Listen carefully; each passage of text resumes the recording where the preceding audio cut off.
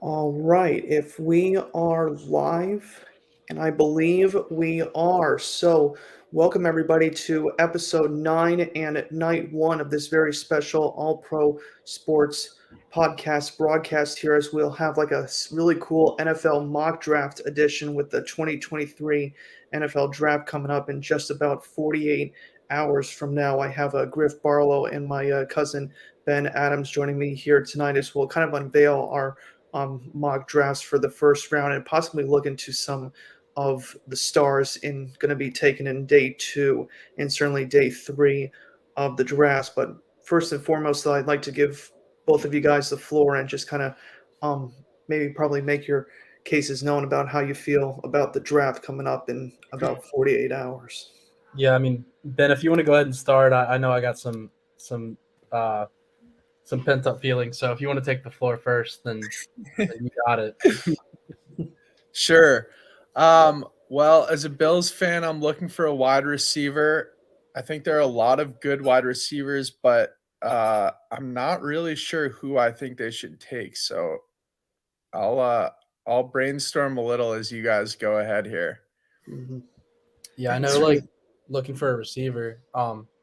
If you want me to keep going, Alex, I know some guys you might want to look for there is like Zay Flowers, and Quentin Johnston. I'm really big on Zay Flowers though. After what he did versus NC State this past year in that big upset for them, I won't say single handedly, but he was like their biggest offensive threat that game, and he really just took over. So I know I saw him against a really good defensive back room at NC State, and like he completely just looked like an NFL first round NFL talent. So if I'm the Bills, I'm looking at him to be that guy that's like Tristan McKenzie, except he runs routes similar to Diggs, kind of thing. So like he has that elite speed, Yeah. but like the way that he can cut on his routes are insane. I'm just not sure if he'll still be around by 27.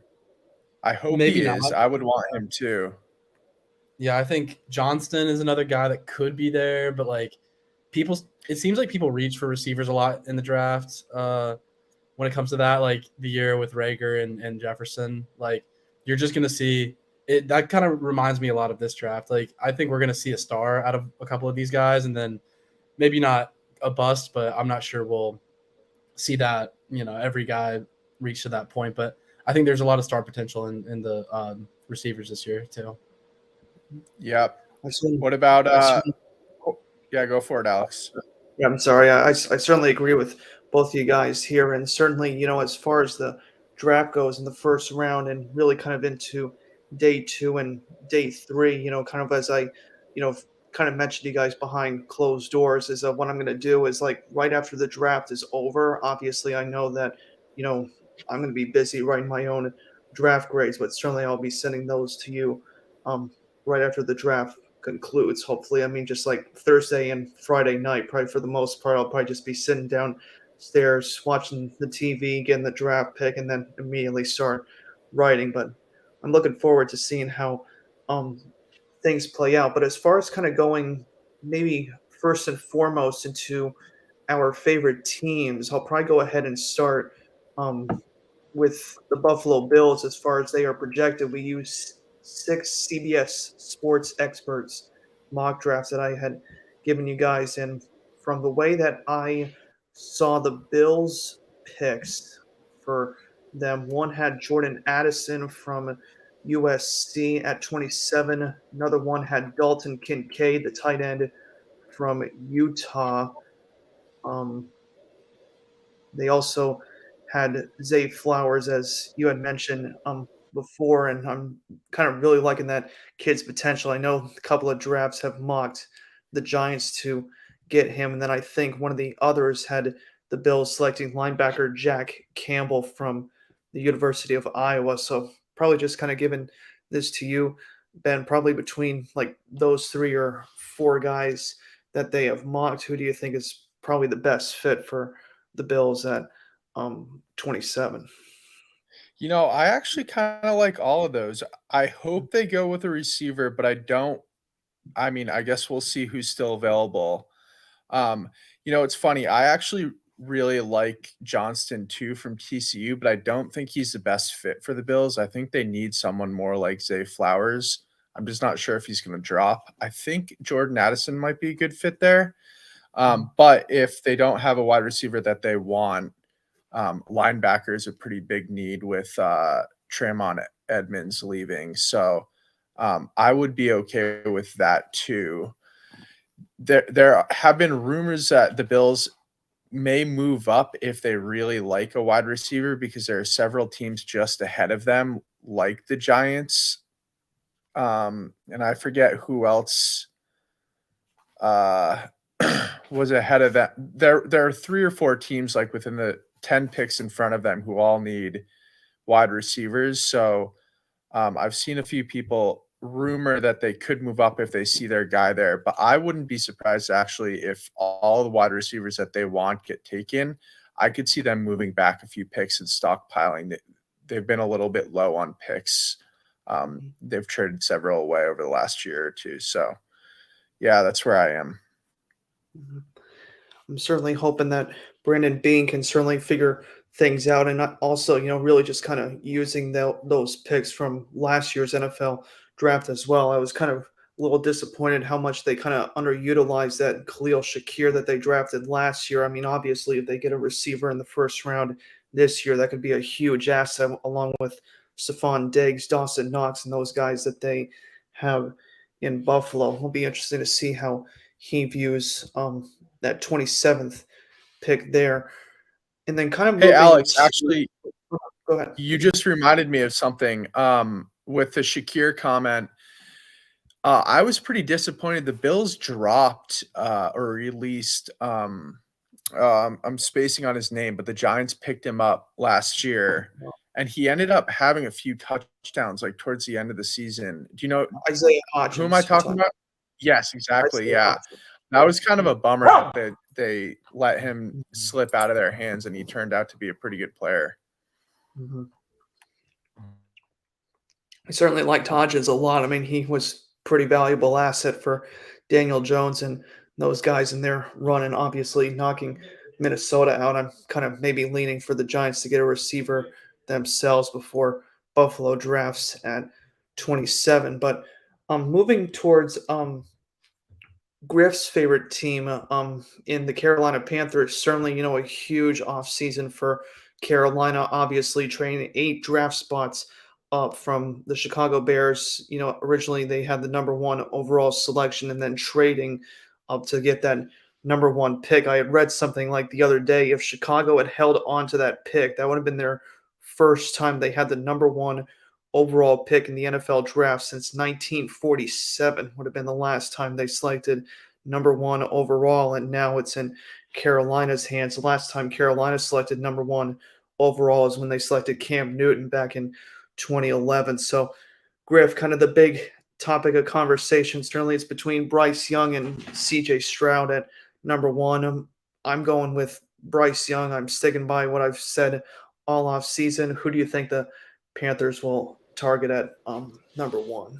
Yeah, so it's been a little bit of like a mixed bag when it comes to not only what people prefer between those two, but then also what people are like sort of expecting out of the pick. I know there's still some Richardson believers out there, maybe up until the last couple of days when it seems like it's definitely going to be Young, but also Will Levis, his odds to be picked number 1 jumped a lot today, and I think that might just be more online rumors and things of that nature. But it looks like right now Young is the guy, and I'm going to stick with him. Always been a pretty big fan of Bryce Young. I know people always talk about the size being an issue, but I think those pre-draft determinants when it comes to physical statures and things that limit guys really don't make a ton of sense when the guy is able to put together a lot of good football at a high level in college. So I'm definitely going to stick with Bryce Young as my pick. Now, if we do go with with CJ Stroud, I won't be disappointed, but I do think that passing on Bryce Young is something that in the long run we probably would end up regretting, as long as we don't see CJ Stroud end up being what his ceiling is, and that looks like it's close to a Joe Burrow. So So I'll definitely say Young's going to be our guy. I'm certainly hoping Scott Fitterer can use this pick really well to his advantage. I mean, I've been kind of saying, really this whole offseason. I mean, if Scott Fitterer doesn't get this pick right, if Carolina doesn't really show any improvements this year, I think this could easily be Fitterer's last season in Carolina, and certainly they'll have to get a new GM to follow up with Frank Reich next year in 2024.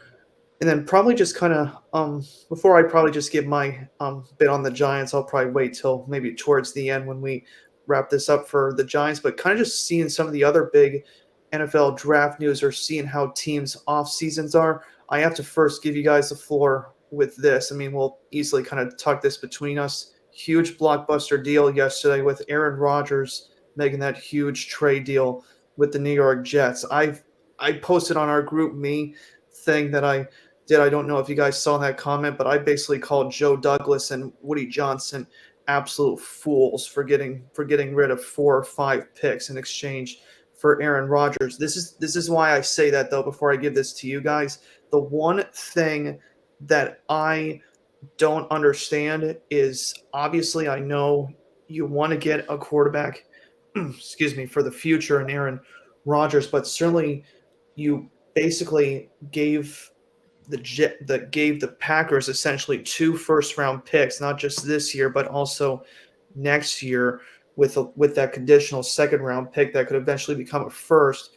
What I'm just saying to the Jets fans is this: if Rodgers doesn't work out this year, I mean, if he's as bad as he was last year when he had only 26 touchdown passes and 12 interceptions, if he's not invested in this in New York and they basically have to go draft a guy, you're basically bypassing a huge draft class next year. We have probably Drake May coming out. You got Caleb Williams from USC, Bo Nix coming out of Oregon, and certainly people have been hyping Michael Penix out of Washington and several others. I just did not understand why they gave away so much draft capital for Aaron Rodgers, but I'll give the floor to you guys to kind of give your thoughts on that trade yesterday. Yeah, I thought that was a really interesting trade. I mean, it kind of seemed like it was inevitable that it was going to happen once Rodgers kind of made that quote unquote decision that that's where he was going. And I don't really think I have too much of a side in this, neither as an NFL fan or being a non-fan of either of the teams. I don't really see this. I don't want to say not working out for one of the two sides. I think there is a way that the Jets finally make the playoff run that they want to make over the next year or two, while the Packers can use the capital that they're getting back in order to make something out of the team that they're wanting to build. So the Packers, we all can say that we've never seen a rebuild from the Packers. It's always been a reload. And I'm not really sure what they're going to make out of this. But usually I think there's a lot of talk online that the Jets walked away looking like winners, and I'm not really too sure that that's the case, other than we may end up seeing this whole thing fail. Like we saw with Matt Ryan going to Indy. I wouldn't put Rodgers on that scale yet, but that was a complete failure, and that's always going to be looked at as a failure. So if it's anything remotely close to that situation, I'm not sure fans are going to be too happy, and it's going to look like Green Bay is going to be the pretty obvious winner out of all of that, assuming that we're not seeing any playoff runs from Rodgers. But honestly, it looks like right now that both teams got about what they were expecting out of that trade.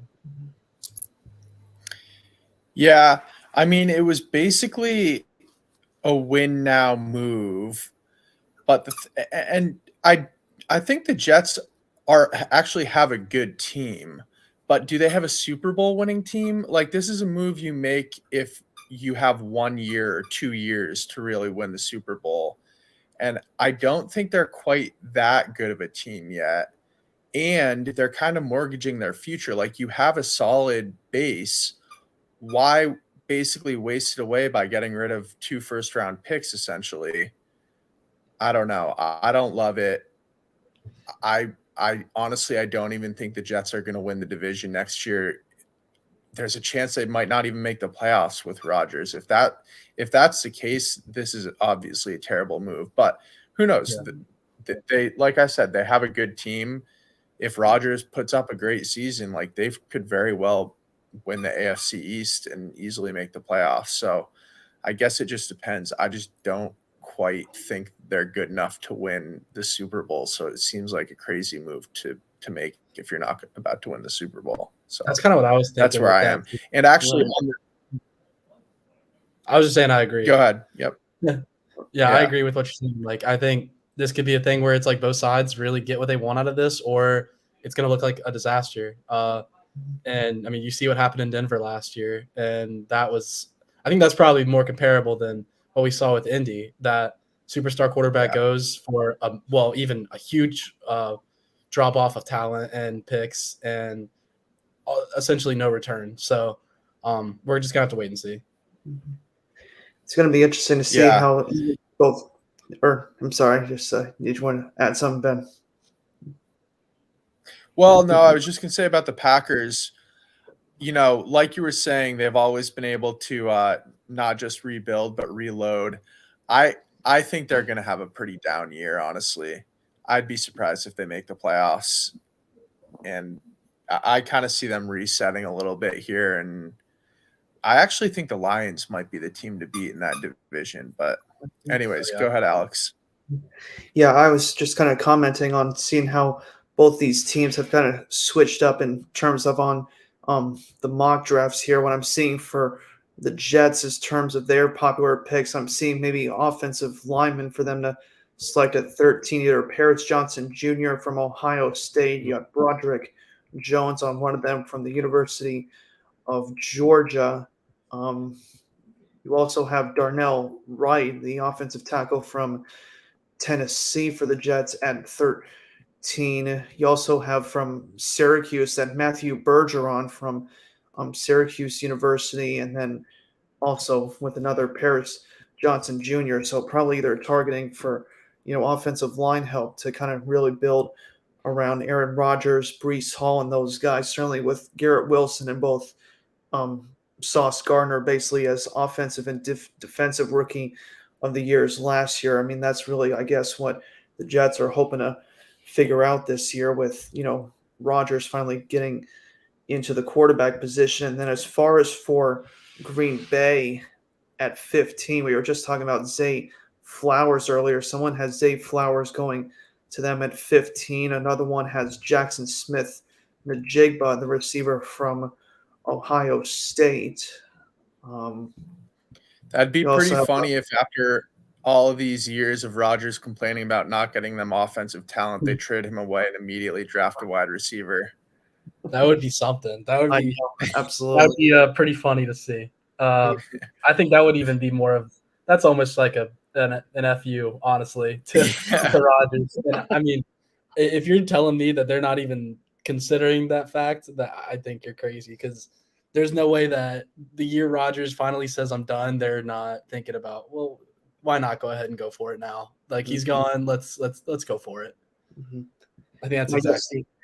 I guess the other two guys as well, I was just kind of looking for. You also had a Michael Mayer, the tight end from Notre Dame, also possibly going there, and also linebacker Lucas Van Ness is also targeted on some of the mock drafts as well for Green Bay. So certainly it's going to be interesting. But like you said, it's insane to think, if Jordan Love essentially enters in, seeing just what he was last year. I saw a little bit of promise in him last year. I just don't know if he's going to basically turn into like a superstar overnight. But I mean, you got him, you got A.J. Dillon and Aaron Jones still on there, and Christian Watson, Romeo Doubs, and who knows who else they add on their offense. But it's a pretty good young offense that they have. But I think, if Jordan Love's going to have success, they're certainly going to have to maybe get one or two more pieces for Love in this draft to possibly compete in the NFC North.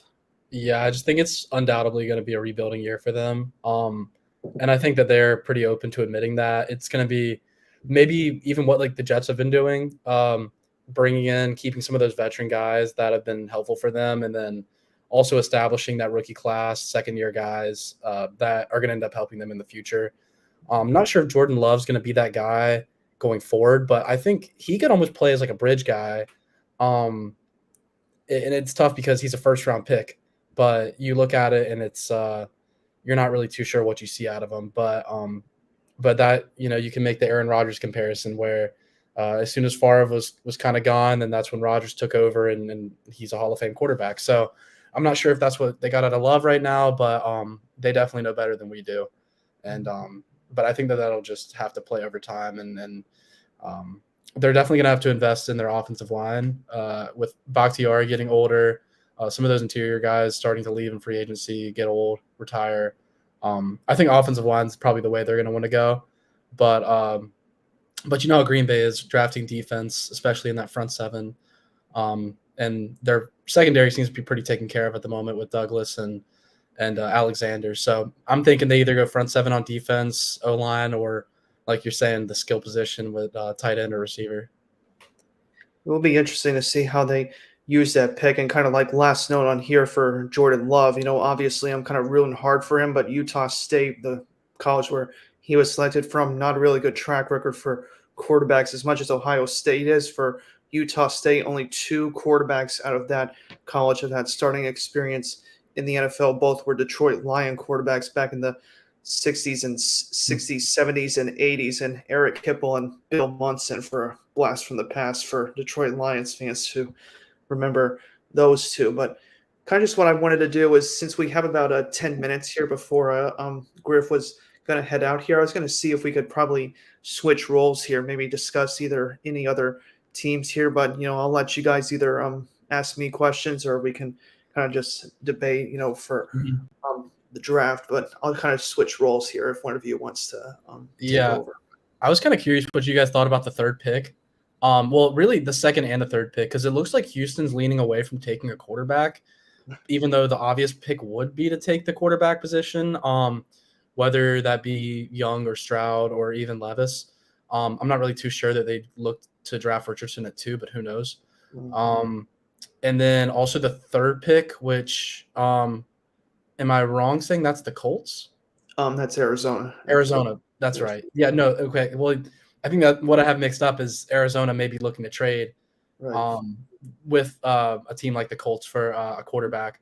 And I think that that's an interesting point, that if you guys think the third pick might get traded and then Houston holds on to that second pick, goes QB, or if they hold on and get like Tyree Wilson, Will Anderson, some kind of guy that is going to be pretty explosive off the edge. So I was just kind of seeing what you guys are maybe thinking about that. If you want to take it, Ben or Alex, you can go first. Either one. I'll go first on this one here. But I'm certainly thinking if Houston basically does what I think that they do not want to do, is if essentially like you said, if they draft CJ Stroud at number 2, if quarterbacks go 1 and 2, certainly I think Davis Mills' time in Houston is essentially done. But I've been advocating for Davis Mills this whole season, either probably just getting him out of Houston and getting him to a fresh start somewhere else, because I still think he has some untapped potential. But as far as I'm concerned, Nick Caserio has done a horrible job over these last few years in Houston. I hope he kind of finally gets it right this time for head coach DeMeco Ryans. But I mean, that pick at 2, people are saying either he's leaning away or if he's going to go CJ Stroud. I have really no idea what he's going to do there at number 2. And Arizona, kind of just the same thing. I mean, you got a new GM in Monty Austin Ford, and you have Jonathan Gannon, who was the Eagles defensive coordinator last year. I mean, kind of the same thing with Kyler. I mean, you kind of about to talk about like 2 organizations that are really in just free fall right now. And I just think if Arizona wants extra draft capital to build that team around Kyler or anybody, I mean, that's the way I would go with that approach at number 3. But certainly I just think Caserio and Austin Ford, I think they got a lot of heads spinning with those picks at number 2 and number 3. I'm just really not sure what their approach is with those 2 picks. I just want to point out a crazy mock draft here on that link that you sent, Alex. Someone has Houston trading up for 3 so that they have picks 2 and 3 back to back. Yeah, I saw that'd be pretty wild. Yeah. Mhm. What do you guys think about Bijan Robinson? Where would you pick a obviously very talented player, but a running back? With all the talk about how running backs don't hold all that much value anymore in the NFL. Would you take him in the first round? Would you take him early? What are your thoughts on that? I wouldn't take him above. I wouldn't take him above the 15 mark. I think he's a late first round guy. I don't think you take skill position players at that position where it's going to be guys where you're looking at quarterback, left tackle, defensive end, and running backs. Unless it's a top 3 to 5 guy in the league, they're not going to get that second contract, and that's the reality. You look at a guy like Philip Lindsay with the Broncos 2 years ago. He's not in the NFL anymore, and he was an all-pro running back. So it just shows like no matter what, there's going to be a running back carousel every single year.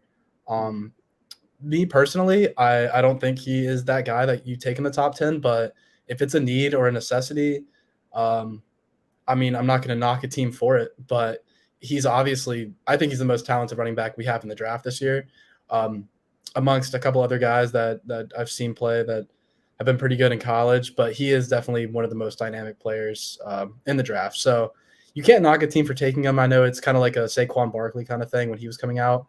But at the same time, I think you look to make your team better at those building block positions rather than going for a skill guy like himself, like himself.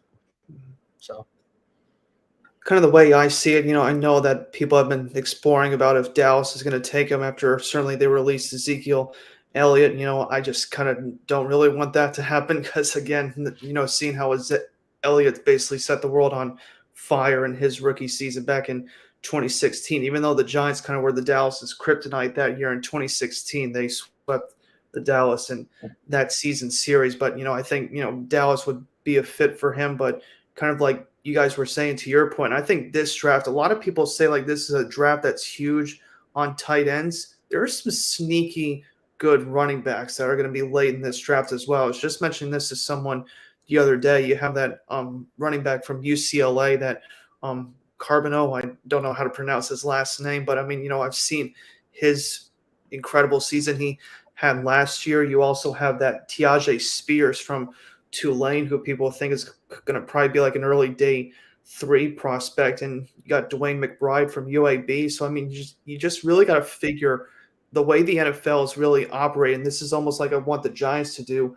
later in the draft as well. As this has just kind of been a league that's kind of really started to grow and molded to like that 2 running back set. And we saw like what happened with Mark Ingram and Alvin Kamara in New Orleans all those years ago when they were there, and certainly Baltimore's had their 3-headed running game, and we kind of saw even a little bit of what Kansas City had last year with Pacheco and a few of those guys that they moved in. But you just kind of have to explore that option, I think, especially in this draft, to kind of just get guys that can deliver that 1-2 punch that the NFL is kind of starting to grow back into after kind of a long time just going with just one running back.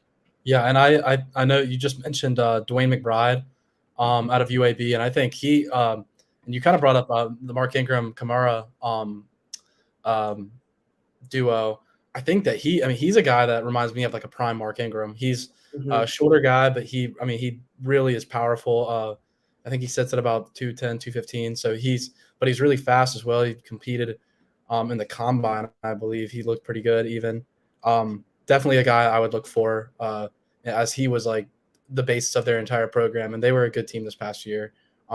Just kind of a sneaky, weird, team in Alabama, but it's definitely something to look for in later rounds, as that's where you're going to find your running backs these days.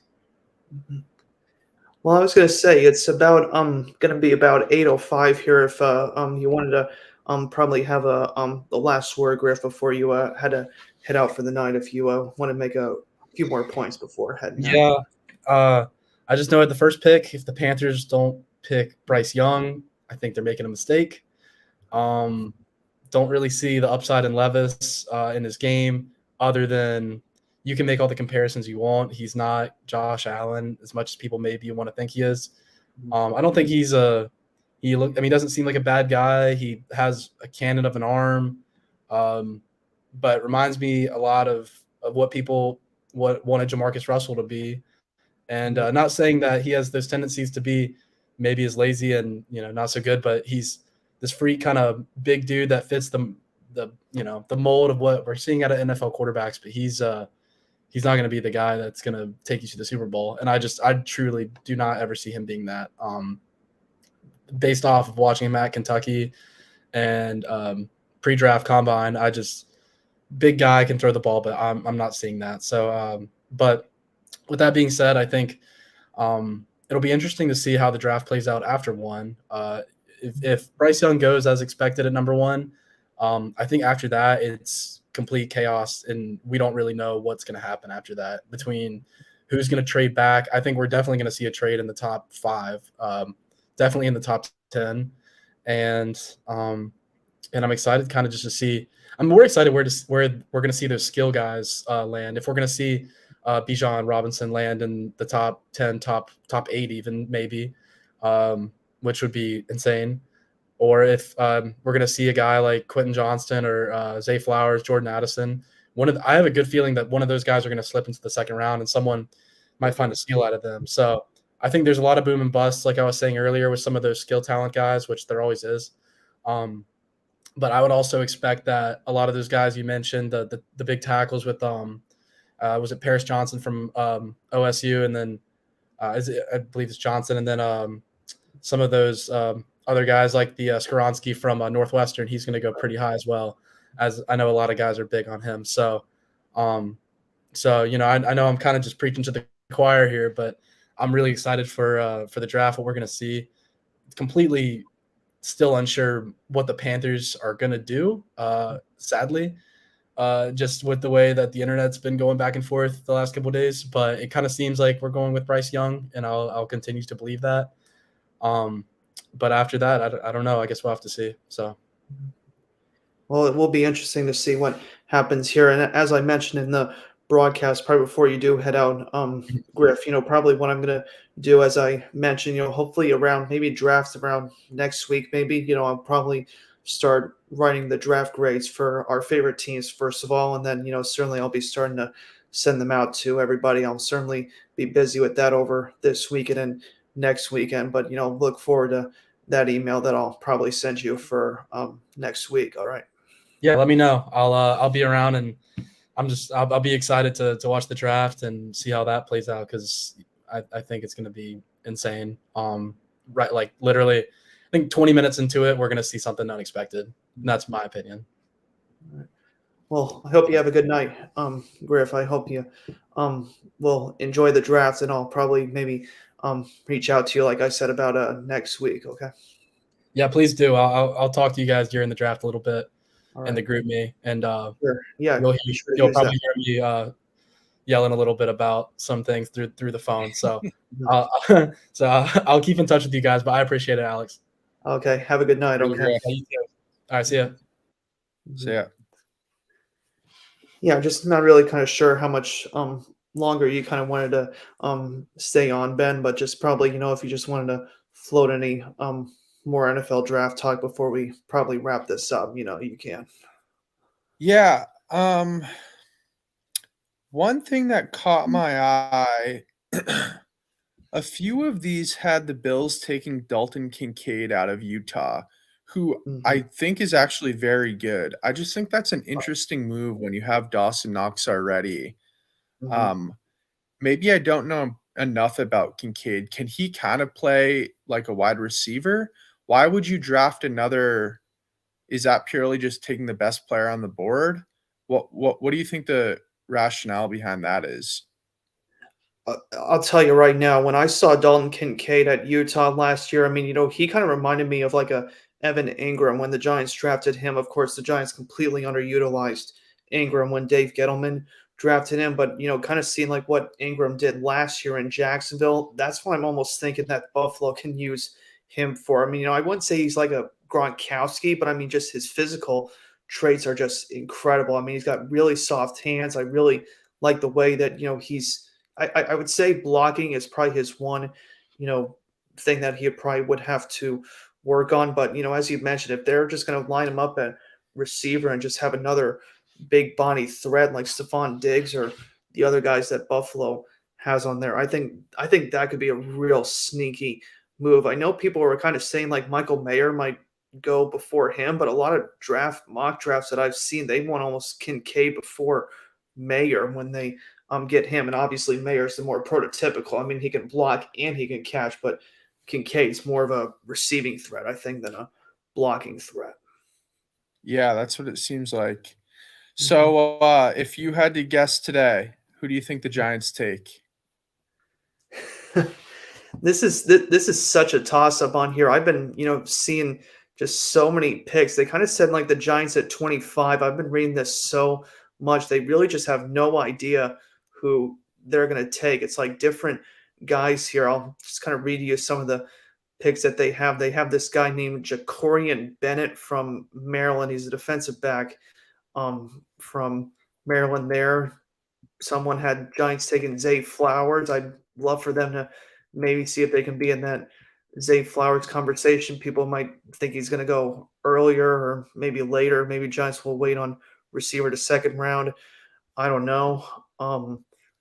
Some of them had them taking offensive lineman Osiris Torrance from the University of Florida, or that Steve Avila from TCU. Both those could be huge offensive line helps for um, the Giants there. And, certainly I've really kind of mentioned this to my dad and certainly others as well. I think I've had full confidence in Joe Shane. I mean, obviously last year's draft hitting a home run in both Kayvon Thibodeau and certainly Evan Neal will have his issues to work through, but you got a deep draft with those guys that are probably returning this year. If I'm Shane though, I probably would address that offensive line. I think if that Osiris Torrance falls to them, knowing how explosive Florida's rushing attack was last year, and obviously, Anthony Richardson was behind him as well. I think Osiris Torrance, if he's there at 25, I could probably see the Giants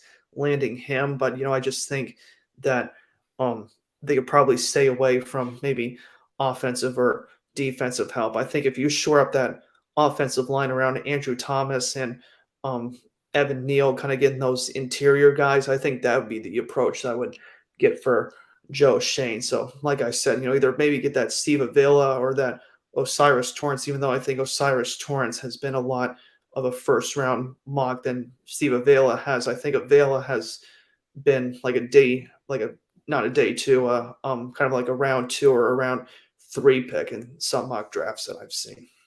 Yeah, I think you're spot on, and I completely agree. I think the Giants have great management and leadership now with Shane and Dabble. So I think you're in good hands there. It's great. Like the Giants were probably in a similar situation to the Bills for many years, where you just didn't really trust what they were doing in the draft, and you just kind of had to get your excitement up and force yourself to be excited about who they picked. But now it's nice to have faith in management and just be like, well, whoever they get, I kind of trust that it's the right move. So I think you're in a good spot as a Giants fan.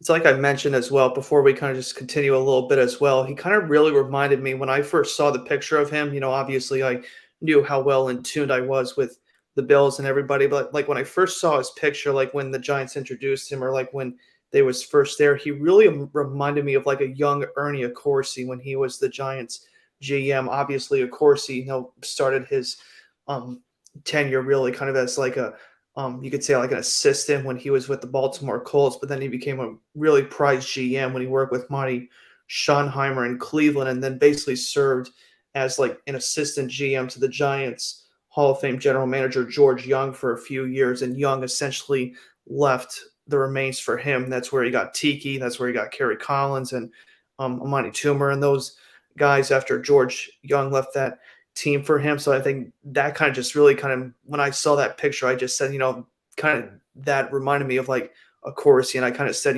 let's see what this guy can really do. And, I was really in prime position from what I saw how he was able to not only just do so well in the draft, but even clear up cap space last year for Yeah, the Giants to spend as well. So exactly.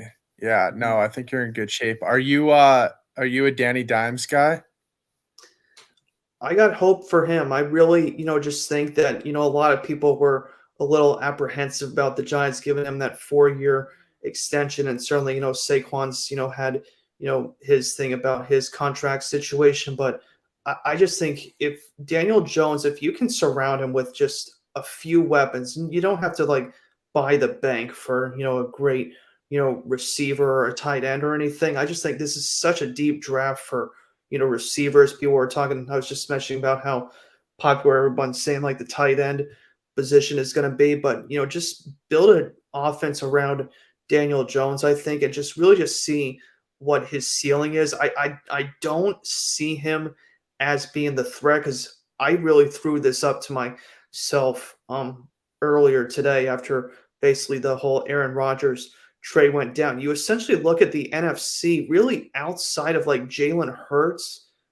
I can't think of like any other quarterback like in the NFC that like really scares me. I mean, I think Prescott's ceiling has kind of hit for Dallas. I think, Washington, who knows what they're going to do with Sam Howell or if they're going to draft somebody there. We were just talking about Jared Goff and the Lions. I just don't see, the Lions being like a Super Bowl threat yet. I could see them win the division, but, I just don't see them as a threat there. Minnesota, kind of throw up a question mark there because I just don't know about Kirk Cousins, seeing, as great of an offense they had last year, just couldn't get it done in the playoffs.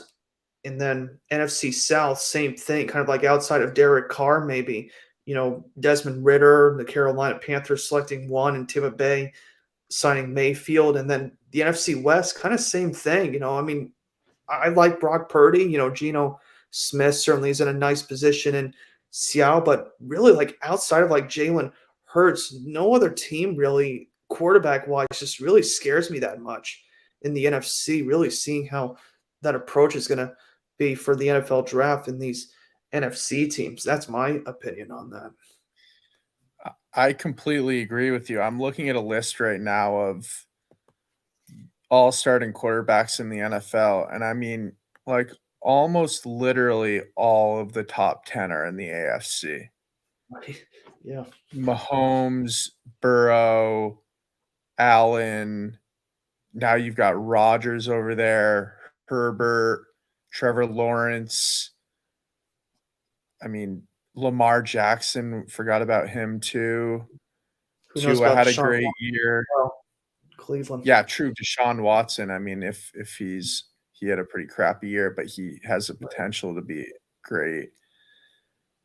And then you go over to the NFC and Jalen Hurts, I guess, he's a legit top 10. But other than that, like I actually don't think there's anyone else in the top 10 from the whole NFC. It's just crazy. Like I saw something today that 2 out of Patrick Mahomes, Trevor Lawrence, Burrow, Allen, Herbert, Watson, and Lamar Jackson. I can't remember if I already said him. 2 out of all of these stud quarterbacks are going to miss the playoffs next year. Right. Like Right. it's unbelievable. Yeah. Mm. So yeah. Yeah.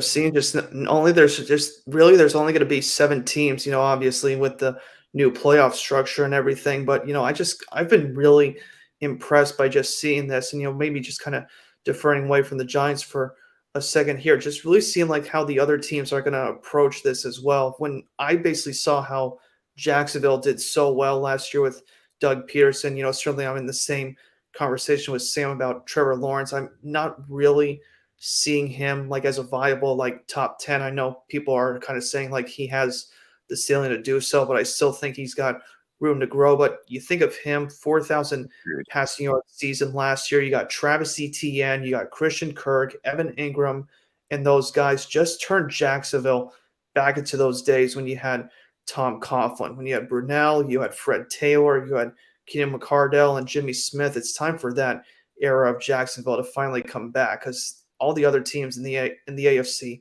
South. I'll have Billy on tomorrow night to discuss his Indianapolis Colts a little bit more. But, certainly the other three teams are just in midst of rebuilding mode right now. I mean, this is Jacksonville's chance to steal the AFC North for a couple of years while everybody else is rebuilding in that division.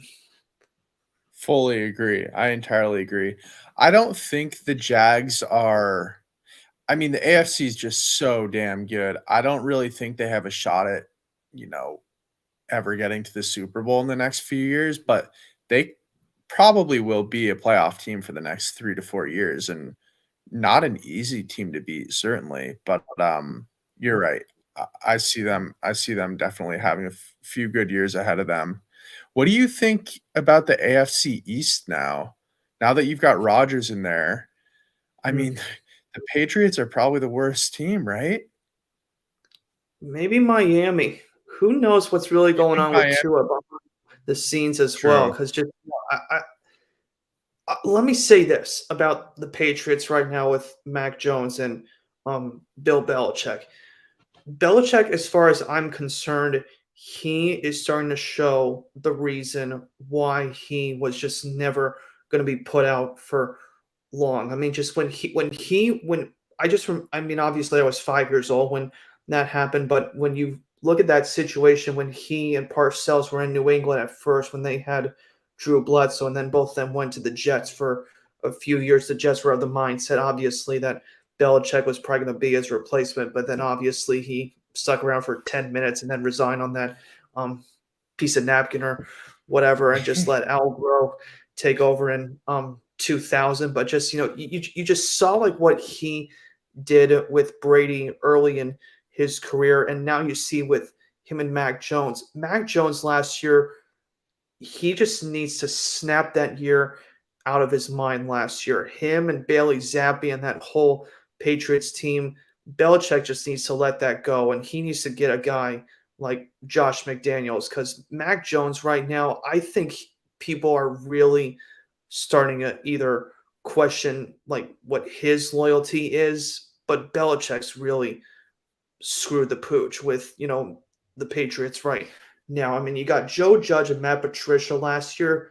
That wasn't going to work when he was there with those guys. So get Mac Jones a receiver, get him a tight end in this draft, and just say to him, this is your team here. Zappi's going to be a nice backup, but there's no open competition right now. People are saying he's shopping Mac Jones. Belichick needs to just snap out of this funk that he's in right now, and it just confirms of what I've been saying, the last 2 years with him and Saban. I think both those guys are going to be retiring very soon, seeing like how they're starting to kind of the game is passing them by. So, I mean, honestly, I could see Belichick maybe getting pushed out if things don't turn around in the next year or two. I don't think Saban is I guess NIL and everything is changing the game, but I mean, sure, they weren't number one in the country, but they were still a top 10 team last year. I wouldn't say he's fully I don't know if the game's fully passed him by, but I would say it has passed Belichick by. Yeah. How about this? What do you think about what pick do the Dolphins have? They don't have a first round pick. They don't have a first. It got taken away. Yeah, you're right. Okay, never mind. Do you think there's any chance they would pick a quarter? Like, let's say something crazy happened and, I don't know, someone big fell to the second round to them. Would they consider taking a quarterback given Tua's situation? Seeing kind of like how things played out for them last year, I was just looking this up here, seeing like when they draft in the second round. I'll answer your question in just a sec, but really just kind of seeing how Tua was last year. I just have to give Tua just incredible credit just for, really gutting it out. But, again, kind of as I said about with, both Arizona and Houston, I just think Miami's just been another toxic organization. I mean, I want to believe in Chris Greer, their GM, but as I kind of always have said about like with Jerry Jones or people who like to put their fingers in the pudding and, stir the pot. I mean, that's exactly what the Miami Dolphins owner has really made himself look like a fool, I think, in the last few years. The whole situation with Flores and now seeing like what's going on with Tua and everything. I mean, just kind of the same thing with Mac Jones and Zappy. I mean, obviously I want to put trust in Tua, but just his injury history is just scaring me. I mean, you saw what happened to him at Alabama, and he got 3 concussions last year. Yeah. I mean, if you want to protect him, I think there are picks to be used. I just don't know really how they want to operate because 2 years ago, well, not 2 years ago, it was last year that they drafted that Skylar Thompson from Kansas State in the 7th round. People are maybe thinking Max Duggan's going to be a 7th round pick. I'm kind of just scrolling through the quarterbacks that are here. Probably like after you could say Hendon Hooker. I mean, you got Sean Clifford from Penn State if they want to give him a try. People are saying Jake Hayner, quarterback from Fresno State. They're thinking he could be like a Brock Purdy of this draft after what Brock Purdy had last year. And you got a few options, but I just think Miami, as I mentioned, it's just such a toxic franchise right now. And I just think Tua, as far as I'm concerned, I just don't know if he just wants to get out of there or if he just wants to gut it out. But I mean, he's got a lot of heart for doing what he's doing, even though he's kind of really sacrificing his body, I think, too much for the sake of the team, and people really aren't realizing it, probably like outside of Mike McDaniel and his teammates. Yeah. Yeah, I know. I agree. That is a rough situation over in Miami. All right, Alex, I've got a couple more minutes here. So do you want to do one final discussion on something? Sure. I was actually just going to tell you, I just looked this up for the Dolphins. I think their first pick is at 51, is their first pick. So they got to wait 50 picks before they finally get their first pick in this draft. Jeez, I mean, that's the other thing is that's going to kill them to basically not have. Yeah, that's tough. That's not a good situation. No. But kind of like you were saying, probably just like one more topic if we just kind of wanted to float this out here. Probably just like the one thing I probably just wanted to ask you in this, probably just, obviously, you and Anna's connection that you had in Cleveland for a little while. How do you think probably Cleveland should approach this draft? I'm trying to see like when Cleveland has their first pick, because they don't have a first round pick, I think, in this draft. When is their first? Oh my gosh, did they give Houston their pick? That's right. Yeah. Where do they pick? Where are they picking round? Oh, that's a terrible situation for them to be in too. Oh my gosh. Where do they pick? I'm just looking down the list right now. Look at this trade. Cleveland gave the Texans first round picks in 2022, 2023, and 2024. Unbelievable. That is so crazy. They are screwed. They don't have a pick until the 3rd round. I believe so. I don't see them in the second. Okay, here we go. Let me just see. Yeah, they don't pick until 74, I believe. So you have the Dolphins first pick at 51, and Cleveland first pick isn't until pick number 74. My goodness. Oh, that's not good for the Browns. That's that is unbelievable. Oh man. Wow. I don't even know. I mean, geez. What do the Browns even do? I guess you've got to give it another year with Deshaun to see if things can kind of work out. But it's not even like they really have that much. They have good running game, but who do they have at wide receiver? Not much, right? You got Amari Cooper and probably just a few that's guys. true. Yeah, but he was actually pretty good last year. He was, but I mean, you got to have someone underneath him too. You have to have a safety valve at tight end. I think what one guy had him take. I think they had them taking that Luke Musgrave, that tight end out of Oregon State. He didn't really have a whole lot of production, but I mean, he kind of reminded me a little bit of a Kincaid, probably you could say, for what the Bills would target for him. I mean, obviously, he didn't have the same production as Kincaid, but he kind of has like similar skill sets to him. But I just don't know if he's going to be, obviously used right away, or just seeing what's going to happen with Stefanski and those guys in Cleveland. Jeez, what a nightmare. Wow. I did not Mm. realize that they didn't even have a second round pick. Right. Yikes.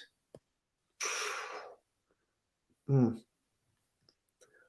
Well, I was going to say, because I think we kind of talked about quite a bit. If you were probably just going to head out early, I'll let you have the last word probably before I maybe wrap this up. Yeah, I think it's going to be an interesting draft. You've got 3, 4, probably 4 quarterbacks will probably go in the top 10, maybe even sooner than that. You have a lot of wide receivers that'll probably go in the middle to late part of the round. But geez, I can't really remember a draft that has seemed to be so up in the air to me. I mean, there's a lot of talent in a lot of different positions that are strong here, but it's not like I feel like in the past I've really had a strong idea of who teams are going to take, and this year I don't know why. I'm really getting tripped up by what teams are going to do here. I think it's just because there's so many. It's like there's so many quarterbacks, there's so many receivers, and they're all kind of about just as good as each other.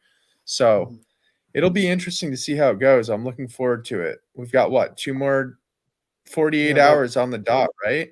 a little under 48 hours. Yeah, I think it starts at 8 on Thursday night. So it'll be interesting Yep. to see what happens. But certainly I'd like to thank everybody for joining us here on night one of our All Pro Sports podcast, very special NFL mock draft edition. I'd like to thank Griff Barlow and Ben Adams for joining me here tonight. Tomorrow it's going to be me and Billy McGee will make our mock draft picks and certainly analyze a little bit further into the NFL draft over the next few rounds here. So this is Alex Chris and Ben Adams signing off here on night one and episode 9 of our All Pro Sports podcast. And I'll look forward to seeing our viewers back here tomorrow for myself and Billy McGee for night 2 of our NFL mock draft coverage. Have a good night, everybody. Thanks. Take care.